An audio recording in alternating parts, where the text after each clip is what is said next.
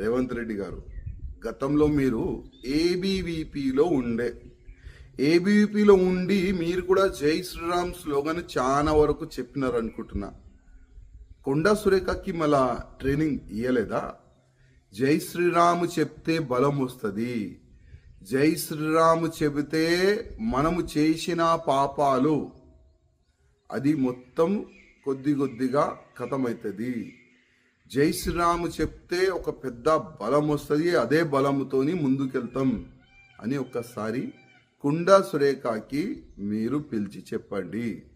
ఈ విధంగా కామెంట్ చేస్తే మీ మినిస్ట్రీ గుంజేస్తాం అని మీరు చెప్తే బాగుంటుందని మీకు రిక్వెస్ట్ చేస్తున్నా. ఎందుకంటే గతంలో ఇదే మన కేసీఆర్ గారు హిందువులు బుందులు అంటే ఆయనకి హిందువులు ఇంట్లో కూర్చొని పెట్టినారు. మళ్ళీ ఈ విధంగా కొండా సురేఖ మా శ్రీరాముడు పేరు పైన వస్తే అయిన వల్ల మీరు కూడా ఇంట్లో కూర్చుంటారు. కొద్దిగా యాద పెట్టుకోండి. అదేవిధంగా ఇవాళ తెలంగాణలో గుళ్ళు పరిస్థితి ఏంది?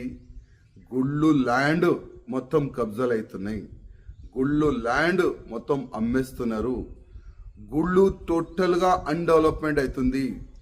ఎండోమెంట్ మినిస్టర్గా ఉండి ఏమి పీక్తుంది అడుగుతున్నా. ఇవాళ చాలా వరకు గుళ్ళుకి వచ్చే భక్తుల వల్ల నిధులతోని గుళ్ళు డెవలప్ చేయాలి కదా. ఎన్ని గుళ్ళు డెవలప్ చేసింది అది చెప్పండి. ఇవాళ ఓల్డ్ సిటీలో మీరు ఎంఐఎం గడప గడప పోయి కూర్చుంటారు కదా, ఇదే ఎంఐఎంలు ఓల్డ్ సిటీలో ఎండోమెంట్ ల్యాండ్ని కబ్జా చేసుకుంటున్నారు. కోర్ట్ ఆర్డర్ వచ్చింది తర్వాత కూడా మీ ఎండోమెంట్ ఆఫీసర్లు ఏమి కూడా యాక్షన్ తీసుకుంటలేదు. అంటే వాళ్ళు ఎన్ని కమిషన్ మీకు ఇస్తున్నారు కొద్ది చెప్తారా?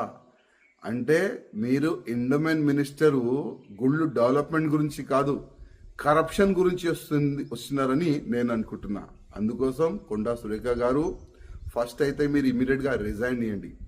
మీకు ఎండోమెంట్ మినిస్టర్గా ఉండే అధికారం లేదు, అర్హత లేదు. ఎందుకంటే రాముడు పైన మీకు ఇంత కోపం ఉన్నదంటే అసలు మీకు ఎండోమెంట్ మినిస్టరే మీరు ఉండకూడదు. మీరు ఇమీడియట్గా రిజైన్ చేయండి. లేకపోతే మా రేవంత్ రెడ్డి గారు మీరే కొండా సురేఖకి పిలిచి రిజైన్ తీసుకోండి.